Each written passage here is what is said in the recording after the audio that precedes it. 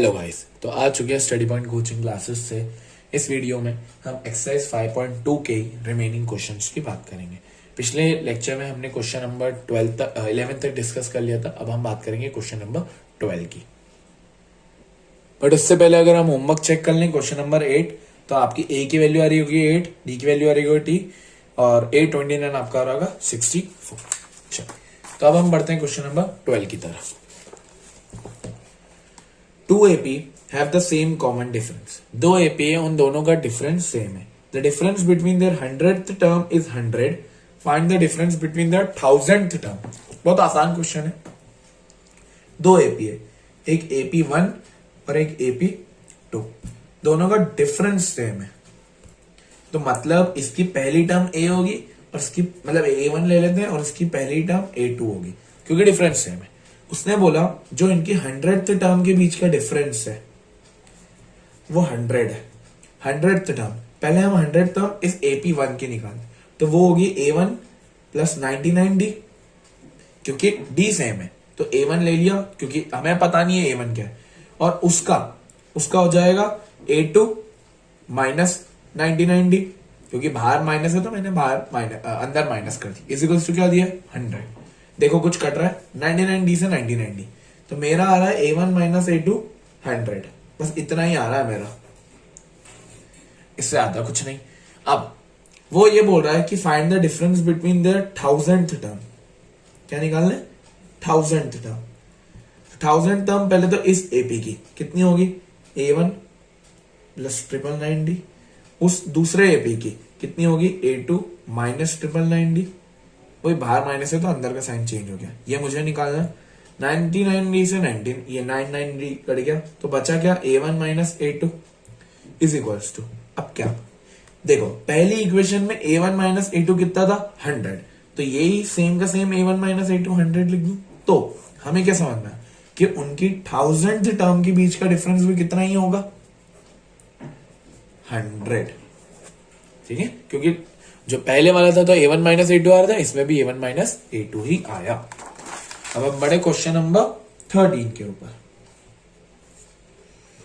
Question number 13 and question number 14 आपके लिए रहेगा होमवर्क, क्योंकि आप होमवर्क करेंगे तो ही जाके काम होगा। हाउ मैनी 3 डिजिट नंबर, मतलब हाउ मैनी का मतलब कितने, कितने मतलब n निकालना, आर डिविजिबल बाय 7। ठीक है भैया, बहुत आसान क्वेश्चन है। n निकालना है, कभी भी हाउ मैनी दिखे मतलब n निकालना है। अब कितने 3 डिजिट नंबर होंगे जो किससे डिवाइड होते हैं 7 से डिवाइड होते हैं, 7 से डिवाइड होते हैं। अब सबसे पहले 3 डिजिट नंबर स्टार्ट होते हैं 100 से और खत्म होते हैं 999 पे, यही फंडा रहता है। अब हम चेक करते हैं, 100 तो 7 से होता नहीं है, ना कि 101 भी नहीं होता है। अब डायरेक्ट 102, 103, 104, 105 7 से डिवाइड हो जाता है। कैसे पता चला चेक कर लो। 1 से आएगा 3 बचेगा 35, मतलब 17 7 जा 105 होता है, सॉरी 17 5 जा, मतलब आपका ये आ रहा होगा 1 और 5 15 7 जा, सॉरी माय मिस्टेक 15 7 जा। 105 के बाद 112 आएगा, फिर आएगा 119, क्योंकि टेबल में 7 7 8 होते जाते हैं। और लास्ट क्या होगा 999 होता नहीं है, 999 से पहले 998 भी नहीं होता है। अब चेक करके बता दूं, ये देखो 998 डिवाइड बाय 7, तो पॉइंट में आ रहा है, डायरेक्ट होता है 994, अगर डिवाइड करें तो 142, तो 994 लेगा आपका लास्ट नंबर। ये क्या बन गया मेरा AP, मेरा A हो गया 105, D हो गया 7, AN कितना होगा बच्चों 9994। मैंने आपको बताया था लास्ट डिजिट को ही हम क्या बोलते हैं AN बोलते हैं।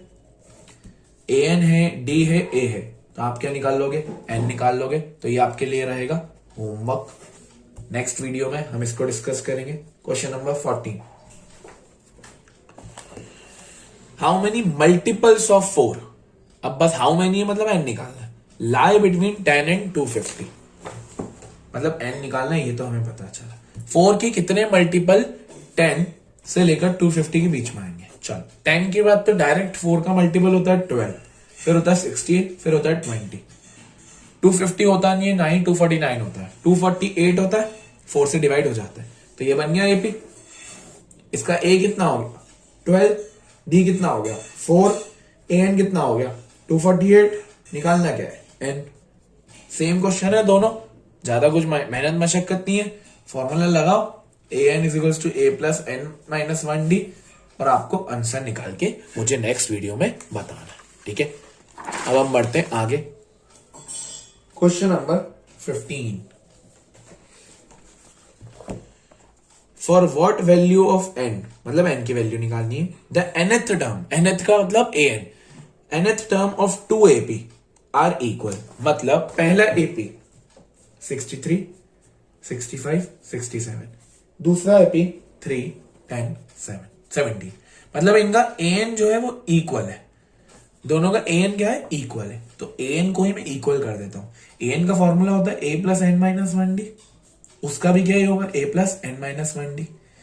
बस कंडीशन क्या है, इस AP का ये है, इस AP का ये, इस AP का a कितना होगा 63, n मुझे पता नहीं है, d कितना होगा 2, इसका a होगा 3, इसका d कितना होगा 7, 10 माइनस 3। अब देखो अब कैसे सॉल्व करें इसको। सबसे पहले एक काम करते हैं, सबको इधर लेके आते हैं, या तो ऐसा करो सॉल्व कर लेते, चलो 63, 2 into n 2n, 2 into minus 1 minus 2, 3 plus 7 into n 7n, 7 minus 7n। अब सबको इधर भेजे, 63 माइनस 2 प्लस 3 इधर आके माइनस 3, माइनस 7 इधर आके प्लस 7, उधर क्या बच गया 7n, और 2n उधर जाके minus 2n।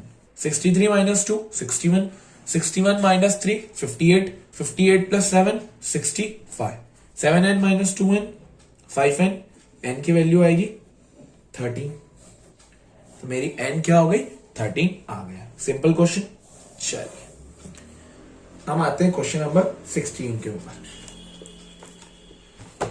Determine the AP, हमें एपी निकालना है, whose third term is 16, third term हमें दी हुई है, and seventh term exceeds fifth term by 12।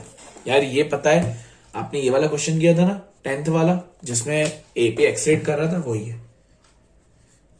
Third term दी है 16, थर्ड टर्म का मतलब a प्लस 2d, ये तो आदत लग जानी चाहिए, और बोल रहा है कि जो सेवेंथ टर्म है वो फिफ्थ टर्म को 12 से एक्सीड कर देती है, वहां पर भी सेम फंडा था। तो सेवेंथ टर्म होगी a plus 6d is equals to a plus 4d plus 12, a से कट गया 6d फ्लो 4d उधर आके minus is equals to 12, 2d is equals to 12, d is equals to 6, 2 नीचे चले जाएगा, d 6 आ गया तो मैं इसमें डाल सकता हूं a plus 2 into 6 is equals to 16, a plus 12 is equals to 16, a is equals to 4, 16 minus 12, a आ गया 4, d आ गया 6, तो AP बन जाएगा ना।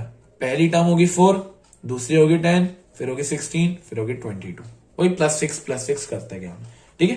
तो ये हो गया आपका AP। क्या आसान आसान क्वेश्चन है बच्चों कि आप यूं कर सकते हैं। चलो अब आते हैं हम क्वेश्चन नंबर 17 के ऊपर। क्वेश्चन नंबर 17 हमसे क्या कह रहा है, फाइंड द 20th टर्म, ठीक है भैया, फ्रॉम द लास्ट टर्म, ये अच्छा वर्ड है, ये last term of an AP। भाई AP पहले लिख देता हूं मैं, 3, 8, 13, 253। मुझे निकालनी है 20th टर्म फ्रॉम लास्ट। इसका मतलब क्या है, इसका मतलब ये है अभी तक हमने जितने भी निकाले, अगर 20th टर्म बोलता तो हम a प्लस 19 भी लिख देते, बट वो कहां से होता है, शुरुआत से, जब हम शुरुआत से चलते हैं। बट ये क्या है, उल्टा, पीछे से निकाल के बताओ, तो कुछ नहीं, हल्का सा लॉजिक चेंज होता है। पहले तो a कितना होगा 3, d कितना होगा 5, an कितना होगा 253। मैं इसे AP की बात कर रहा हूं, n मिसिंग है, सबसे पहले हम n निकाल लेते हैं, तो हमें ये तो पता चल जाए कि AP में टर्म्स कितनी है। चलो निकाले, n minus 1 5, 253 minus 3 250, n minus 1 5, 250 upon 5, n minus 1 50, 50 is equals to n minus 1, n is equals to 51। मतलब AP में टोटल टर्म्स कितनी है 51, ये हमें पता चल गया। अब 51 टर्म्स तो है, उसमें से हमें पीछे से 20 टर्म निकालनी है। सबसे पहले मैं आपको सिखाता हूं आगे से। क्या आगे से आपके लिए आसान रहती है चीजें? सिर्फ सिंपल सा जो भी दिया होता है उसको आप लिख देते हो -1 करके, तो हम इसको भी आगे से ही निकालेंगे। तो सर हम वो कैसे होगा? बिल्कुल होगा। टोटल टर्म्स कितनी है? 51। उसमें से पीछे जाना है, पीछे मतलब -20। मैंने क्या कर दिया? माइनस, जो निकालना है, और मैं इसमें प्लस कर दूंगा 1। सर ये +1 क्यों किया? ये +1 इसलिए किया क्योंकि जब आप बिगिनिंग से निकालोगे तो आपको ये करना जरूरी रहेगा। बिगिनिंग से आप जब भी चीजें करते हो, जब भी, ये आपने प्रोबेबिलिटी में भी किया होगा, जब ऐसा दिया रहता था कि 2 से लेकर 50 तक के नंबर से, तो क्या करते थे? 50 - 2 +1, तो कितना होता था? 49। ये टोटल टर्म्स कितनी है? 49। सेम यहां पर फंडा है। 51 - 20 कितना होगा? 31। 31 + 1 32। तो 32 टर्म आई है बिगिनिंग से। अब मैं निकाल लूंगा कैसे? a + 31d से। ये मैंने बिगिनिंग से निकाला। a कितना है? 3। d कितना है? 5। तो 3 + 155। तो 155 + 3 158। ये मेरी पीछे से 20 टर्म आ गई। आई होप आपको क्वेश्चन क्लियर हो गया होगा। चलिए अब बढ़ते हैं हम क्वेश्चन नंबर 18 की तरफ। बस एक्सरसाइज अपनी अंतिम सांसों में।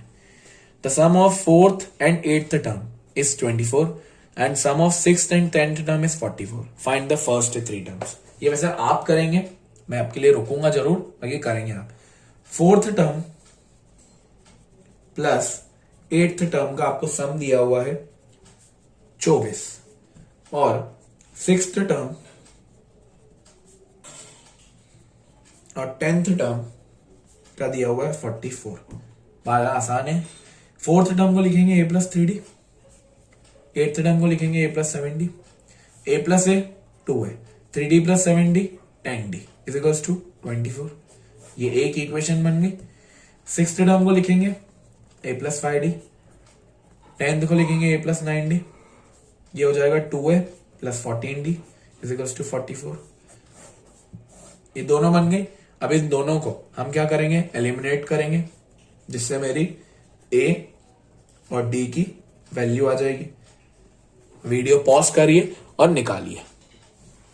चलिए, तो अब आपका एलिमिनेट करके d आ रहा होगा 5, a आ रहा होगा -30, मैंने करके -13 सॉरी, वैल्यू पुट करी होगी d की, तो a आ गया होगा, और AP आपका ये बन रहा होगा -13 -8 -3, क्योंकि d पॉजिटिव है। चलिए अब हम बढ़ते हैं लास्ट 2 क्वेश्चंस की तरफ, क्वेश्चन नंबर 19 और क्वेश्चन नंबर 20।